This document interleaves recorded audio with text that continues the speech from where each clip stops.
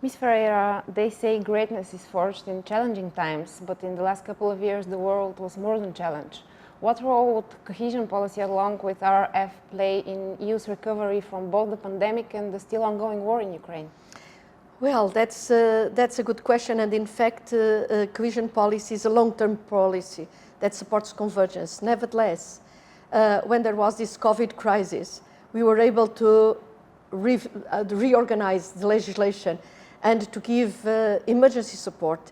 And this emergency support that also benefited, Bulgaria used it, around the 750 million euros were used in order to, during the pandemic, to keep the small businesses afloat, to support part-time jobs, to pay masks, protective masks, to support hospitals. So almost everything that each country needed was supported. Then now with the refugee crisis, again, we are creating another line, we call it CARE.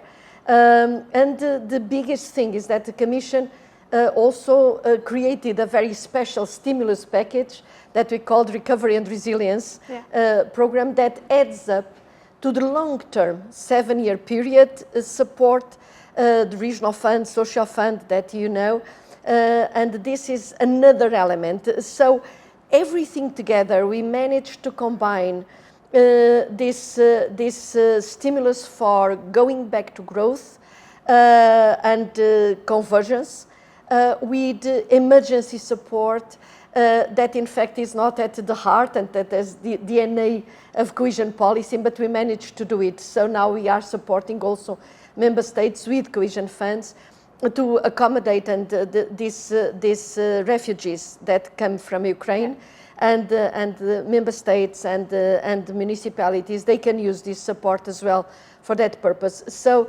in a nutshell, yes, convergence is the core of the policy. We are now starting a new period, but in the meantime, we managed to use the funds, the available funds for emergency support, first for COVID, and now to accommodate the refugees.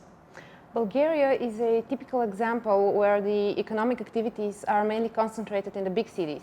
On top of that, we have a clear gap between the southern and the northern regions, including northwest Bulgaria, which is one of the poorest regions in the EU. How could this gap be minimized during the green and digital transition? Well, before anything else, that is in fact the core of cohesion policy. Why? Because we believe that having an open market with competition of different companies, if you are very unbalanced, the strongest win it all. It happens between the different member states of the Union. It happens inside a member state. And so this, if imbalances are too big, this creates disruption in the economic performance. It creates social unrest, and it ends up with political unrest as well. And so this is why an old policy from Europe is cohesion policy. Bulgaria has been supported by it. The growth in Bulgaria accelerated a lot since accession. Your GDP, the GDP of Bulgaria, the income per capita of Bulgaria was less than 40% the year before accession. Now it is over 50%, so that's a big progress. But in fact, as you mentioned, the differences are increasing. The most developed region around Sofia is already very close to the average, but I think it is in the interest of Bulgaria to rebalance growth. And this is why we were very glad that the government proposed that half of the funding for the next period will be concentrating on the development of the 3 northern regions, so Eastern, Central, and Western. And in fact, I was yesterday in Vidin exactly to see how we can develop together, of course, these regions. We need the local people to be engaged, and they are. Of course.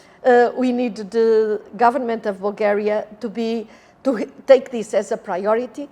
And from the Commission side, we created conditions, and grants are there for this in order to unblock the potential and to remove the blocking elements for this sustainable growth.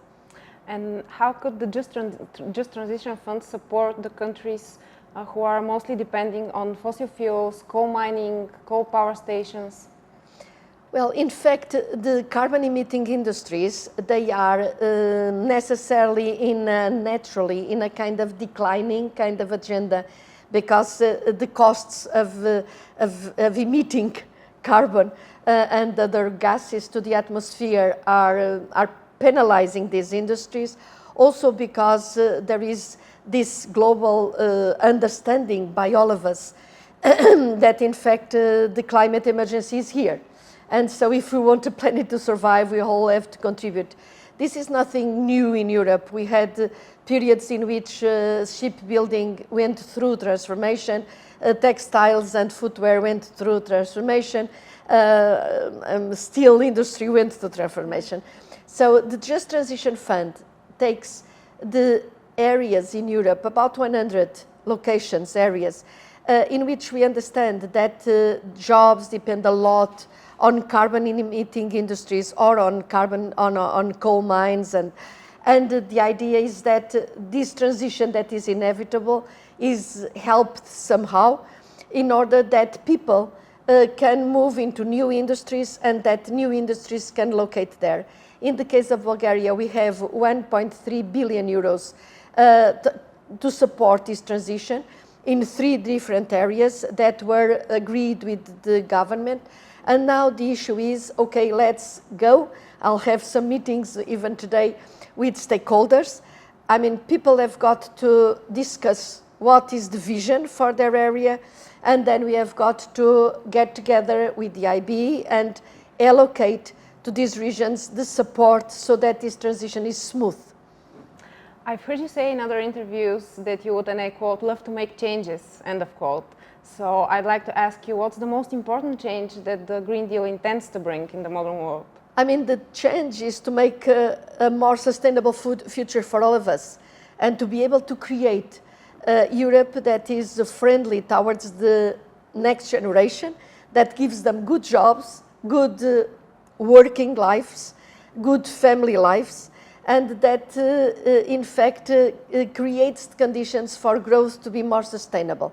Because if you don't, I mean, what are we talking about when we're talking about green? Of course, we want the economy to be developed, but if the economy ignores the climate and the environmental impact of the strategy, then you are bound to have a blocking element at the end of it. If you don't care about the quality of environment when you build hotels, you are going to destroy the environment, and so you'll reach a bottleneck. So the issue is not to stop development, is to think of a development that incorporates the objectives of being sustainable. That means that you don't kill yourself by creating obstacles to your own future. Thank you, Ms. Ferreira, for both your time and your presence. It's an honor having you here, so I wish you best of luck. Thank you very much. All the best to the people of Bulgaria. You deserve it, and we are together in this endeavor. Thank you. Thank you.